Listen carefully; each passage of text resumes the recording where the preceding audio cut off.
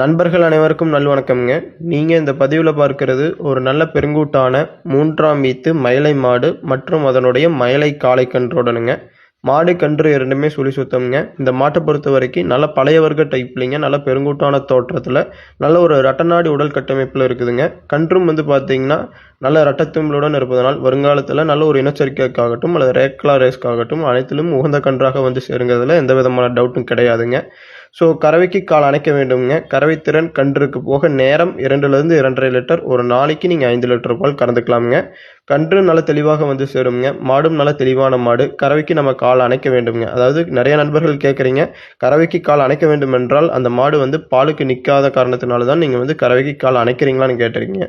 நிச்சயமாக அப்படி கிடையாதுங்க. தலையீத்திலிருந்து மாடு வைத்திருப்பவர்கள் எந்த மாதிரி ஃபாலோ பண்ணுறாங்களோ அதுவே நம்ம அப்படியே பின்பற்றிட்டு வரோங்க. ஸோ இந்த மாட்டை பொறுத்த வரைக்கும் நம்ம கால் அணைக்கிற வீடியோவிலிருந்து முழு கறவைத்திறன் வீடியோவும் நம்ம பதிவு செஞ்சுருக்கிறோமுங்க. கால் அணைக்கிறது எப்படின்னு நீங்கள் பார்த்து தெரிஞ்சுக்கலாமுங்க. கால் அணைக்கிறதுலேயே பார்த்தீங்கன்னா அந்த கயிறு உள்ளே போய் வெளியே வர வரைக்கும் மாடு எவ்வளோ சாதுவாக இருப்பது அப்படிங்கிறது நீங்கள் பார்த்தாலே தெரியுங்க. அந்த அளவுக்கு நல்ல சாதுவான குணம் கொண்ட மாடு. இந்த மாட்டை பொறுத்த வரைக்கும் நீங்கள் பெரியவர்கள், பெண்கள், குழந்தைகள் என யார் வேண்டுமானாலும் ஈஸியாக ஸ்டூல் போட்டு உட்காந்து பால் கறந்துக்கலாமுங்க.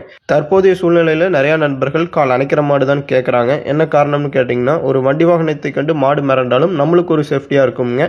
ஸோ இந்த மாடு உங்களுக்கு தேவைப்பட்டால் கான்டாக்ட் பண்ணி தெளிவுபடுத்தி வாங்கிக்கலாம். நன்றி, வணக்கம்.